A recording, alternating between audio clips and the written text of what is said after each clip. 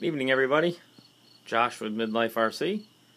Just a quick little what I got to do for RCing this weekend, which wasn't a whole bunch. Some of you may have saw the picture I posted this morning of the Trailfinder here with the front end completely tore off. It was a sad sight, but I had to do it. I noticed I went full in with trying to upgrade and buy a bunch of hop-up parts right when I got this kit without actually playing with it first to see how it was going to handle. The T-boxes seemed a bit much in the front, and I would get this crazy lean, which I know some of you guys said is common when you try to turn a scale truck into a rock crawler of sorts. What I ended up doing with the front end apart is I put the stock RC four-wheel drive shocks back on. The rear shocks, I put them on the front. Still have the longer travel, the 100 mil,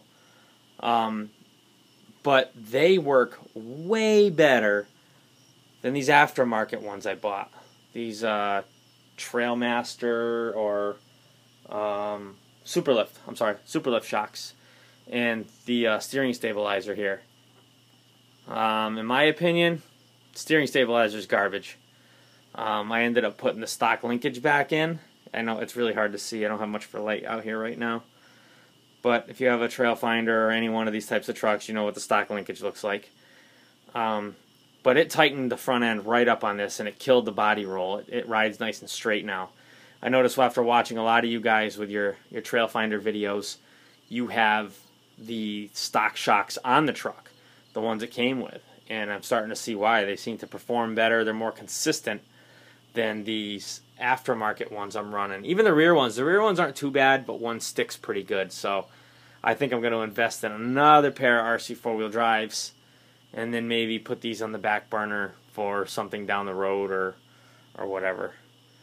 But yeah, it looks better all back together. Got it all tight and dialed in. Still having a heck of a time with this radio getting to remember position A or switch A for the shifting servo. I have to tell it every time. Not really impressed with that. I've tried it. Binding, not binding, whatever. And every time I turn the truck off or unplug the truck, the receiver forgets what it's supposed to do with that channel. So I've just been leaving it in the one gear for now, either high or low. I think I like low better. There it is. That's the state of my Trailfinder right now. Oh, I also, some of you guys, I think Race or Madeline Lucas mentioned switching the bumper brackets, putting the rear one in the front, and I don't even know if I have one in the rear right now, but it helped lower the front bumper so that the body sits better on there. That's it. I got it all back together, all tightened up. I'm hoping to finally get some trail videos. Still fighting the body mounts.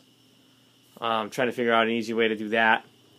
I wanted to remove the T-boxes fully, but as luck would have it, on this side and the other side, there's two screws that hold it to the frame, and guess what?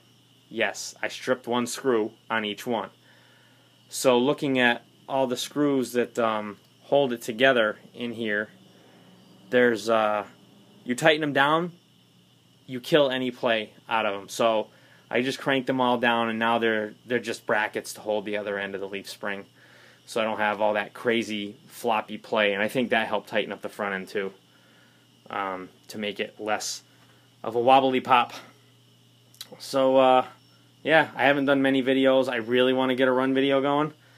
That'll have to be I would say a couple weeks or so. All our weekends are taken up with kids soccer. The whole week is 4 nights a week practice, and then games all weekend. So Daddy will get his time in the fall. Until then, I just like tinkering with it. And thanks for watching. Have a good night, guys.